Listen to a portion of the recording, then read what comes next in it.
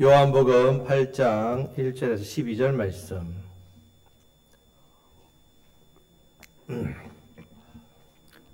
8장 1절에서 12절 말씀 한 절씩 교독하겠습니다. 예수는 감람산으로 가시니라.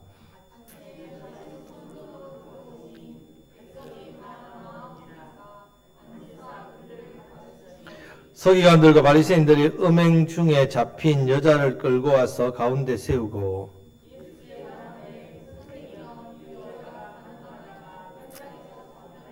모세는 율법에 이러한 여자를 돌로 치라 명하였거니와 선생은 어떻게 말하겠나이까.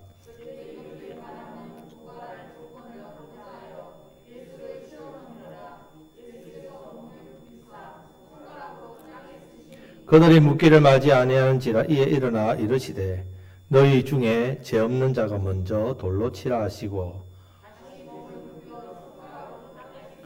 그들이 이 말씀을 듣고 양심의 가책을 느껴 어른으로 시작하여 젊은이까지 하나씩 나가고 오직 예수와 그 가운데 섰는 여자만 남았더라.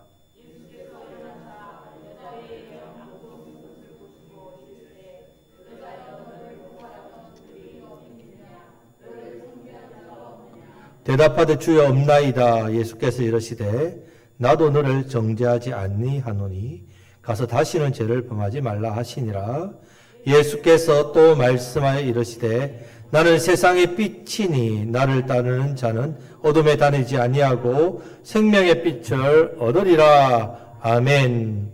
자, 요한복음 7장은 무엇을 기억해야 된댔습니까? 하나님은 나의 어떤 하나님? 초막절의 하나님. 초막절은 꼭 기억하셔야 됩니다. 우리 인생길이 광야와 같은 인생길 아닙니까? 인생길에 이스라엘 백성 40년 동안 광야 동안 우리 하나님 먹이시고 입히시고 돌보시고 신발이 떨어지지 않고 옷이 헤어지지 않겠습니다. 낮에는 구름 기둥으로 밤에는 불 기둥으로. 자, 동일합니다. 저와 여러분들에게 동일하게 광야길에 누가 우리를 인도하시고 지키신다고요? 초막절의 하나님. 믿으시기를 축복합니다. 좋으신 우리 하나님 아버지가 여러분 인생길 지키시니까 여러분 세상 것 때문에 여러분 두려워하고 염려하고 거기에 매이지 마시란 말입니다. 하나님께서 돌보십니다. 분명히 지키십니다. 자, 이제 8장에서 이 8장 말씀을 살펴보겠습니다. 먼저 8장 앞부분에서는 현장에서 간음하다 잡혀온 여인에 대한 사건이 나옵니다. 그럼 이 사건의 결론이자 핵심이 뭐냐? 자, 12절 말씀이란 말이에요. 이 12절 말씀. 자, 12절 말씀이 예수님께서 하시고자 하는 핵심입니다. 자, 같이 읽어보겠습니다. 예수께서 또 말씀하여 이르시되 나는 세상의 빛이니 나를 따르는 자는 어둠에 다니지 아니하고 생명의 빛을 얻으리라. 아멘. 자, 예수님 말씀하셨습니다. 나는 세상의 빛이다. 이 말씀에는 전제 조건이 하나 있습니다. 세상이 어떻단 말입니까? 어둡다는 말이에요. 어둠에서 예수님 빛으로 오셨다는 말입니다. 다르게 말해서 세상은 죄악된 세상입니다. 그래서 내가 알든 모르든 간에 죄를 짓는단 말이에요. 그런 인생. 그런 인생은 죄 때문에 하나님과의 교제가 끊어졌습니다. 하나님과 교제가 끊어지니까 하나님의 은혜와 복을 누리지 못하는 존재. 이 죄 때문에 오히려 마귀와 사탄에 사로잡혀가지고 종노릇해도 내가 그렇게 사는지 못 사는지도 알지 못한 채로 그렇게 살아가고 있는 게 세상이란 말이에요. 세상 많은 사람들이 이거 모르고 삽니다. 그냥 자기 욕심대로, 그냥 자기 본능대로, 자기 행복대로, 자기 만족대로, 자기 기분대로, 자기 노력대로, 자기 생명의 그냥 시간대로 산다는 말이에요. 결국 여러분 지옥 가는 방법 너무 쉽습니다. 지옥은 어떻게 하면 갈까요? 가만히 있으면 갑니다. 가만히 있으면. 예수 안 믿는 분이 그냥 가만히 있으면 지옥. 마치 이런 것 같습니다. 어떤 유람선이 있습니다. 사람들이 그 유람선에서 얼마나 즐겁게 노는지. 그런데 이 유람선이 점점 더 내려가는데 그 끝에는 뭐가 있다고요? 나야가라 폭포가 있단 말이에요. 모릅니다. 나야가라 폭포가 있는지. 그냥 유람선에서 그냥 늘 신나게 노는 겁니다. 곧 있으면 어디로요? 폭포 아래로 떨어지는 모른단 말이에요. 그렇게 인생을 산다는 말입니다. 자, 이런 인생 가운데 예수님이 오셨습니다. 어떻게 오셨냐? 어두우니까 사람들이 못 보는 겁니다. 그게 보여주시는 거죠. 무엇으로?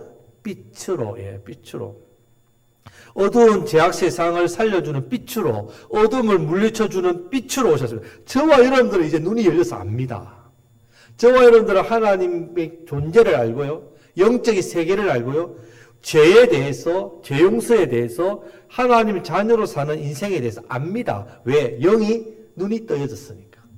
본다는 말입니다. 살아있다는 말입니다. 자, 그래서 이제 예수님을 믿게 되었지요. 그럼 예수 믿는 사람은 어떤 사람이냐? 예수님을 따르는 것으로 나타나야 됩니다. 그래서 예수님께서 나를 따르는 자 이렇게 말씀하세요. 나를 따르는 자.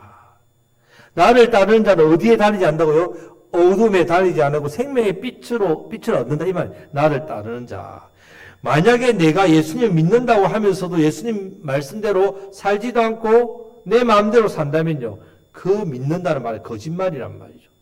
믿는다고 할 때는 예수님을 따르는 사람, 따르는 자는 어둠에 다니지 않습니다. 옛날의 죄에서 벗어난 어둠에 다니지 않고 생명의 빛을 얻게 됩니다. 자, 그러면 당연히 영생과 그 안에 있는 복들을 누리면서 사는 건 당연합니다. 자, 오늘 이 본문 사건을 통해서 두 가지로 증가하는데 첫 번째는요. 이 세상 모든 사람들은 죄악 가운데 살고 있습니다. 어두운 세상 가운데 살고 있다는 게 이 부분에 증거합니다. 그래서 죄 때문에 망하고 죄 때문에 하나님의 복을 누리지 못하고 산다는 것 기억해야 됩니다. 첫 번째. 두 번째는 그럼 이 모든 죄인들은 누구를 만나야 됩니까? 예수님을 만나야 됩니다. 그것도 어떤 예수님? 빛이 어떤 빛? 생명의 빛. 예. 생명의 빛 대신 예수님을 만나야 됩니다. 예수님을 만나야 생명을 얻고 예수님을 만나야 어둠이 물러간다. 빛을 비추면 어둠이 사라지잖아요. 모든 잃어버린 것들이 회복된다는 말씀입니다. 자, 이 부분을 해서 이 사건과 연결을 시킨단 말입니다. 자, 1절, 2절 말씀을 다 같이 읽겠습니다. 예수는 감람산으로 가시니라. 아침에 다시 성전으로 들어오시니 백성이 다 나오는지라 앉으사 그들을 가르치시더니. 아멘. 자, 우리 지난주에 7장 53절 말씀 보면 다 집으로 돌아갔다 했습니다. 예수님은 감람산으로 가셨습니다. 자, 지금은 예루살렘에 있다는 말이죠. 예수님의 집은 가버나움에 있었습니다. 그러니까 초막절을 지키려고 예루살렘에 몇 명이 오냐면 그 당시에 150만 명, 200만 명이 온다면 유대인 남자들은 다 와야 됩니다. 무조건 절기 때는 어디에 있든지가 다 와야 됩니다. 그러니까 사람들이 절기만 되면 방이 없는 거예요. 민박도 하나도 없습니다. 예수님 그래서 어디서 태어나셨다고요? 말구이 왜 요관이 다 찼어. 그만큼 이렇게 사람들이 많이 온다는 말이에요. 예수님이 계실 곳이 없습니다. 그래서 감람산으로 가셨다면 예루살렘 성전에서 700m 떨어져 있습니다. 멀지 않습니다. 감람나무가 많기 때문에 감람산이라 불렀단 말입니다. 또 아침에 이제 거기서 산에서 기도하시고 밤새 거기서 지내시고 아침에 와서 백성들에게 가르치셨단 말입니다. 그런데 그때 3절 4절 말씀을 다 같이 읽겠습니다. 서기관들과 바리새인들이 엄행 중에 잡힌 여자를 끌고 와서 가운데 세우고 예수께 말하되 선생이여 이 여자가 가늠하다가 현장에서 잡혔나이다. 아멘. 지금 서기관들과 바리새인들이 엄행 중에 잡힌 여자를 끌고 와서 사람들 앞에 가운데 세웠습니다. 그리고 예수님이 말합니다. 선생이여 갑자기요 안 하던 칭호를 합니다. 얼마 전까지 예수님을 뭐라 불렀습니까? 그들이 율법학교도 안 나온 완전히 돌팔이 같은 사기꾼 어느 출신이야? 어느 학교 나왔어? 아니 학교도 안 나와가지고 어떻게 저 무식한 사람이 어떻게 또 말씀 알았대? 그걸 알았대 하면서 사람 막 비방하고 그렇게 했는데 지금 그러면 심지어 죽이려고 했는데 지금 뭐라고 부른다고요? 선생이요. 왜 이렇게 불러줄까요? 예. 지금 높여주는 척 하는 거죠. 왜요? 사람을 붕 띄었다가 어떻게 탁 이렇게 하려고. 지금 예수님을 방심하게 만들어가지고 자신들이 초막절날 예수님 죽이려고 했단 말이에요. 실패했죠. 그러니까 이번에는 어떻게 해요? 함정을 파는 겁니다. 잡아가지고 죽이려고 안 되니까 함정을 파가지고 함정에 속 빠지게 해서 그래서 함정에 빠지게 해서 죽도록. 한마디로 위장전술이죠. 위장전술. 여러분 바리새인들이요 이렇게 비겁하고 이렇게 악한 짓을 해도 되는 사람들이 아닙니다. 여러분. 바리새인이란 말의 뜻이 뭐냐면요. 구별된 자입니다. 바리새인. 자, 이스라엘은요. 역사적으로 보면 북이스라엘. 이 솔로몬의 아들 르호보암 때 나눠지잖아요. 북이스라엘의 10개 지파. 남유다의 2개 지파로 우리처럼 남북이 갈라집니다. 자, 북이스라엘은 일찍이 망합니다. 아수르에 의해서 망합니다. 근데 남유다는 그 이후에 훨씬 더 있다가 586년에 바벨론에 의해 망합니다. BC. 자, 남은 자가 포로로 잡혀갔습니다. 이런 포로로 살면서 우리가 하나님 백성인데 어떻게 이렇게 비참하게 우리가 살지? 왜 우리가 포로가 되어서 이런 불쌍한, 불행한 인생을 살 수 있단 말인가? 우리 하나님 자녀인데, 택한 백성인데. 그런데 사람들이 성경을 보니까 그 이유가 너무 자세하게 잘 나와 있는 겁니다. 하나님을 버리고 우상을 섬기면 이렇게 된다. 나라가 망하고 포로로 잡혀간다. 돼 있단 말이에요. 죄짓고 회개하지 않으면 개인적으로는 질병을 주고 나라는 기근을 주고 그 다음에 안 되면 전쟁을 주고 그래도 안 되면 다른 나라의 포로가 되게 하겠다고 분명히 성경에 기록되어 있다. 망하고 나니까 말씀이 보이는 거예요. 망하고 나니까 야, 이 말씀이 이 선지자가 통해서 준 하나님의 말씀이 진리였구나. 그런데 하나님께서는 이렇게 망해도 말씀대로 회개하고 다시 순종하면 하늘 끝, 땅 끝에 있을지라도 다시 회복시켜 주겠다는 말씀도 본 겁니다. 우리가 회개하고 돌이키면 우리가 다 흩어져도 다시 예루살렘 중심으로 모이게 하시구나. 그때 그 개혁 운동을 일으킨 사람이 파라시라고 합니다. 파라시. 이것이 바리새인의 원조입니다. 다시 말씀으로 돌아가자. 다시 구별된 삶을 살자. 다시 정신을 차리고 우리가 구별되게 죄를 버리고 하나님 말씀대로 살자라고 생긴 게 바로 파라시입니다. 바리새인의 원조란 말입니다. 그 믿음 때문에 어떻게 해요? 말씀대로 딱 70년 뒤에 포로 귀환했습니다. 처음엔 너무 좋았죠. 한 세대가 가고 또 한 세대가 가고 파라시의 후손들이 바리새인들 이 사람들도 존경받습니다. 이분들이 경건하게 거룩하게 구별되게 하니까 우리가 회복되었다. 다시 하나님의 은혜와 복을 누리게 되었다. 사람들이요 이 바리새인들을 너무너무 칭송했다고요. 칭송하니까 권력이 생기죠. 권력이 생기니까 뭐가 따라온다고요? 물질이 따로 기득권이 생기고 그러니까 돈과 권력의 맛을 점점 보기 시작하다가 이 사람들이 외식적이고 허세를 부리고 또 사람들 보기에는 경건한 척, 사람들 보기에는 뭔가 대단한 척, 믿음 좋은 척 하는데 속에는 돈과 권력에 빠져서 자기 마음대로 자기 욕심대로 살았단 말입니다. 그렇게 살아가지고 계속 타락하다가 결국 예수님 당시에는 바리새인들이 완전히 타락한 그런 집단이었습니다. 그래서 예수님이 그들에게 독사의 자식들아, 뱀의 자식이란 말, 마귀 새끼란 말이죠. 윗선자들아, 회칠한 무덤을 겉으로 보면 아주 아름답게 꾸며놨지요. 그 속에 뭐가 있습니까?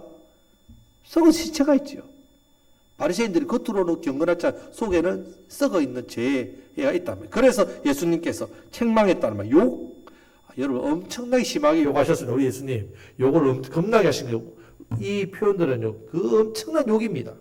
자, 이렇게 책망하셨단 말입니다. 예수님 오기 전 앞에 세대에는 존경받았지만 예수님 오시고 그때쯤에는 너무너무 엉망진창이었단 말이에요. 그러니까 이들이 어떻게 해요? 덜통나기 시작했단 말이에요. 예수님의 가르침으로. 사람들이 점점 압니다. 저 사람들 알고 보니까 돈과 권력에 빠져가지고 옛날에 파라시가 아니다 지금. 저 사람들 이제 아닙니다. 끝났다. 그러니까 사람들이 예수님을 따르기 시작했습니다. 서기관들이 바리새인들이 시기했습니다. 급기야는 예수님을 죽이려고 했단 말이에요. 죽이는데 실패를 계속하니까 지금 이런 아주 비열한 짓을 한단 말이죠. 보십시오. 이번에는 현장에 간음한 여자 하나를 잡아왔습니다. 이 여자를 통해 예수님을 공경에 빠뜨리려고 했습니다. 자, 5절 말씀을 같이 읽어보겠습니다. 모세는 율법에 이러한 여자를 돌로 치라 명하였거니와 선생은 어떻게 말하겠나이까? 자, 신명기 22장 24절부터 22절 24절 말씀 보면요. 한번 말씀 한번 띄워보십시오. 어떤 남자가 유부녀와 동침한 것이 드러나거든 그 동침한 남자와 그 여자를 둘 다 죽이라 했습니다. 이스라엘 중에 악을 제할지니라. 처녀인 여자가 남자와 약한 후에 어떤 남자가 그를 성읍 중에서 만나 동침하면 너희는 그들을 둘 다 성읍 문으로 끌어내고 그들을 돌로 쳐 죽일 것이니 그 처녀는 성 안에 있으면서도 소리 지르지 아니하였으며 그 남자는 그 이웃의 아내를 욕보했습니다. 너는 이같이 하여 너희 가운데서 악을 제할지니라. 자, 이 말씀 보면요. 성문으로 끌고 가서 재판을 받습니다. 두세 사람의 증인이 반드시 나와야 됩니다. 그리고 돌로 쳐서 죽이라 했습니다. 자, 그런데 이스라엘은 지금 사내들이라는 재판 기관이 있습니다. 이 바리새인들 서기관들로 구성되어 있단 말입니다. 거기로 데려가지 않고 누구를 데려왔다고요? 이 가늠한 여인을 예수님께로 돌아왔습니다. 마치 이렇습니다. 법정에다가 지금 경찰이 잡아서 구치소에 넣고 법정에다 법을 세야 되는데 어떻게 했다고요? 따로 저 사람들이 관장이 들어가지고 어떻게 할 거냐고 재판관이 아닌 사람한테 지금 이렇게 하고 있다는 말입니다. 현장에서 간음한 여인입니다. 간음을 혼자 합니까? 남자 어디 갔습니까? 도망쳤습니까? 도망쳐 놓으셨습니까? 금방 잡습니다. 지금처럼 왜 복잡한 게 아닙니다. 금방 잡힙니다. 지금 말씀을 가르치는 서기관들, 경건하다고 칭송받는 영적 지도자에 구별된 바리새인들, 율법에도 진리에도 사람에 대한 인애 없죠. 지금 아주 파렴치한 아주 행동을 하고 있다. 이러면 안 된다면 정말 악한 사람들. 이 가늠한 여자 힘이 없잖아요. 그 당시에 이 여인만 지금 공개 세워놓고 고발했단 말이에요. 이렇게 하는 자체도 악한데 시비를 걸어서 예수님을 죽이려고 하니까 얼마나 악합니까? 6절 말씀에서 그들의 의도가 나옵니다. 다 같이 읽겠습니다. 그들이 이렇게 말함은 고발할 조건을 얻고자 하여 예수를 시험함이니라. 예수께서 몸을 굽히사 손가락으로 땅에 쓰시니. 지금 이것이 고발할 조건을 얻으려고 하는 시험이 되는가? 왜 되는가 하면요. 이스라엘 사람들은요, 지금 로마 식민지 안에 있단 말이죠. 자, 만약에 로마 식민지가 아니면 이 돌로 쳐 죽입니다. 바로 그냥 되겠죠. 하지만 지금 식민지 백성이기 때문에 그들은 사람을 죽일 권한이 없습니다. 예수님을 십자가에 못 박지 못한 이유가 뭡니까? 식민지이기 때문에. 그래서 누구한테 찾아갑니까? 빌라도 중동에 찾아가서 죽여달라고 이야기하지 않습니까? 십자가에 로마의 사형 형틀이죠. 자, 똑같습니다, 지금. 근데 만약에 예수님께서 간음한 여인을 율법대로 죽이라 하면 어떻게 되겠습니까? 예수님 율법은 지키지만 로마법을 어기게 되니까 로마 사람들에게 이 사실을 고발하면 로마 사람들이 알아서 예수님을 죽인단 말이에요. 자, 이렇게 되죠. 그렇다면 예수님을 죽이지 말라면 어떻게 됩니까? 율법을 어기는 게 되죠. 율법을 어기면 이제 유대인들 중에 열심히 나오고 있단 말이죠. 그 사람들 율법 어기 예수님을 그대로 안 둡니다. 옛날에 사도 바울이 복음을 전할 때에 어떻게 합니까? 사도행전 22장에 보면 이 열심 나온들이 사도 바울을 죽이기 위해서 40일 동안 자기를 먹지도 마시지도 않겠다 했습니다. 죽이기 전까지요. 사도 바울을 죽이기 전까지는 먹고 마시지도 않겠다. 그렇게 노골적으로 말한단 말이죠. 이런 분위기입니다. 그러니까 지금 이런 식으로 하면요. 로마에 잡혀 죽든지 아니 열심 나오는 애에 죽든지 자 바리새인들 서기관들은 그냥 손 안 대고 코 풀죠? 알았어 예수님을 죽여주니까. 그런데 그때 예수님이 어떻게 하시느냐. 몸을 굽히고 손가락으로 땅에 무엇을 썼습니다. 무슨 말을 썼는지는 기록되지 않습니다. 그것을 보다는 이 결론적인 이 부분이 더 중요한 부분을 볼 수 있습니다. 그러니까 보는 사람들이 7절 8절 말씀 다 같이 읽겠습니다. 그들이 묻기를 맞이 아니하는지라 이에 일어나 이르시되 너희 중에 죄 없는 자가 먼저 돌로 치라 하시고 다시 몸을 굽혀 손가락으로 땅에 쓰시니. 아멘. 자, 어떤 심리학자는 이런 표현을 썼어요. 예수님이 이 흥분한 군중 흥분했잖아요. 흥분했을 때 그런 흥분한 사람들에게 말을 하면 어떻게 됩니까? 안 들리죠. 흥분했어요. 그래서 잠시 흥분을 가라앉히려고 땅에 글을 적었다. 이런 심리학자들이 지금 꼭 정확한 건 아닙니다. 자, 어쨌든 예수님이 이렇게 하니까 이 사람들이 묻기를 맞이 안 하는데 갑자기 예수님 이제 시간이 조금 지난 다음에 일어나셔서 뭐라고 하셨다고요? 누구든지 너희 중에 죄 없는 자가 먼저 돌을 치라. 지금 아마 예수님이 이렇게 앉아 계실 때에 사람들은 그렇게 했을 거예요. 대답해라. 왜 말을 못 하느냐? 계속 압박했겠지요. 그랬더니 이제 시간이 좀 지난 다음에 예수님이 일어나셔서 죄 없는 자가 먼저 돌로 치라. 자, 이 말씀하시고 다시 몸을 굽혀 손가락으로 땅에 썼을 때 했습니다. 자, 신명기 17장 5절 7절 말씀 화면을 보시면 너는 그 악을 행한 남자라. 같이 읽겠습니다. 여자를 내 성문으로 끌어내고 그 남자가 여자를 돌로 쳐 죽이되 죽일 자를 두세 사람이나 세 사람의 정언으로 죽일 것이요 한 사람의 정언으로는 죽이지 말 것이며 이런 자를 죽이기 위해서는 정인이 먼저 그에게 손을 댄 후에 무백성이 손을 댈지니라. 너는 이와 같이 하여 너희 중에서 악을 제할지니라. 아멘. 자, 이 말씀을 한 사람의 정인으로 죽이지 말라 했습니다. 최소한 두세 정인. 자, 이 정인이 확정되면 돌로 쳐 죽이게 돼 있는데, 자, 자, 신명기 19장에 보면 똑같은 내용이 나옵니다. 자, 그러니까 두 군데나 이런 말씀이 나오니까 정인 없이는 사람을 죽일 수 없습니다. 자, 여기서 보면요. 악을 행한 사람들을 돌로 쳐 죽일 때에 반드시 누가 먼저 돌을 던진다고요? 정인이. 예, 정인이 먼저 돌을 던진다. 자, 왜 이렇게 하면요. 이게 바로 위정 방지법입니다. 위정을 한 사람도 있잖아요. 자기를 위해서 위정하는 사람. 자, 이 사람이 만약 이 사람을 돌로 먼저 던지면 이 사람 무슨 죄가 됩니까? 하나님 앞에서 살인죄예요, 살인죄. 지옥에 간단 말이에요. 그러니까 위정을 못하는 겁니다. 위정하면 말 한마디 잘못된 게 아니라 이 사람은 살인죄가 되기 때문에.